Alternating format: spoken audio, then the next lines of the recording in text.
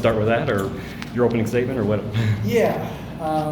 Well, first, actually, I'd like to just open by thanking Princeton University and Princeton Athletics for putting on this event.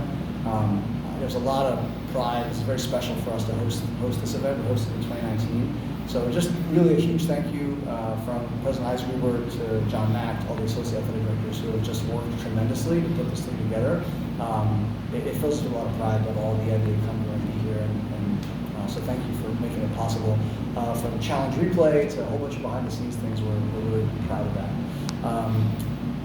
The match itself was a great match. George Mason is playing really tremendous volleyball at this time of the year, and so we knew we were going to have our hands full, and we certainly did. Came down to the wire, and some great performances. Owen Mellon, 12 kills, 391, tremendous. Mason Rice, 13 kills. Vina chipped him with 6. But this guy, doesn't like to talk about stats, doesn't like to talk too much about awards and stuff. But 28 kills, hitting 457 is pretty outstanding. He'll deflect praise. And I think that's one of the things that I appreciate most about Nyherowo is his humility and his care for his teammates. That's one of the things that we've been really stressing this year is trying to make the guy next to you better. And that's one of the things I appreciate most about you. So beautiful match, incredible numbers, but you're an even better person, and it's been a great ride to you.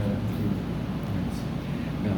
It wasn't like you were padding the stats or anything like that, because it needed every one of them, because Mason was never giving up. So I don't know, how were you guys feeling about that you just couldn't get that knockout punch on him?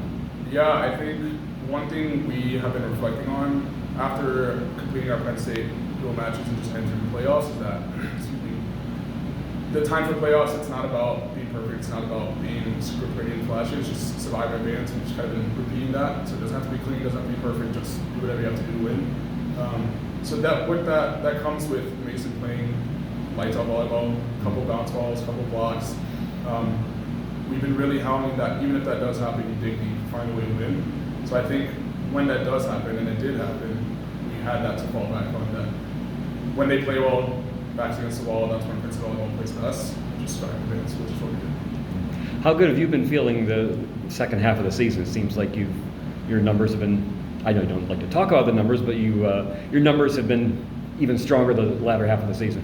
Yeah, it's really nice, especially this being potentially my last year. I don't know about playing pro volleyball yet, but I think what I've been reflecting on this year, especially the second half, is there's a women's volleyball player. She won National Player of the Year last season, Olivia Babcock, and in her speech, she's averaging 7 kills, 8 kills a set, numbers unheard of. But she pretty much said in her speech that she thinks about playing for her teammates, and playing at a high level means that they win. So I think I've really just been embodying that. I'm a big follower of women's volleyball, is that it's not about having good stats for my own sake, but when I play well, we win as a team. And so just really thinking about that, combining with the fact, again, survive advance, doesn't have to be pretty. I'll do 50 swings, I'll do 60 swings, whatever you have to do to win. So.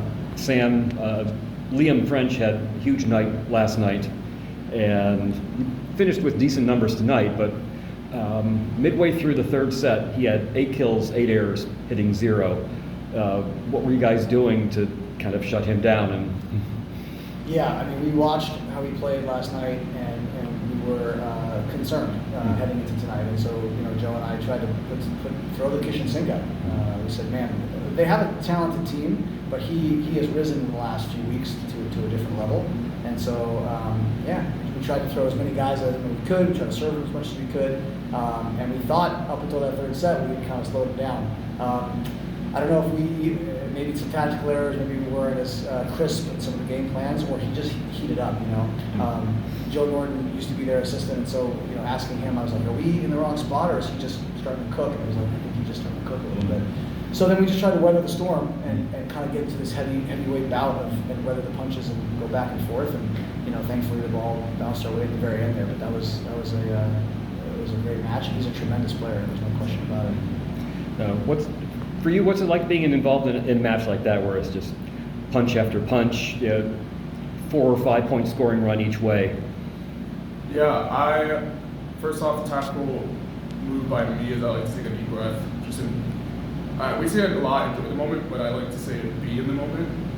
Just take a deep breath, take it all in, especially we're being at home. That's a huge advantage. Looking in the stands, seeing my friends When it gets tight, I think, again, not some of the broken record, but just leaning in, do whatever you have to do, muscle it through, tip it, throw it, whatever you got to do to get the point.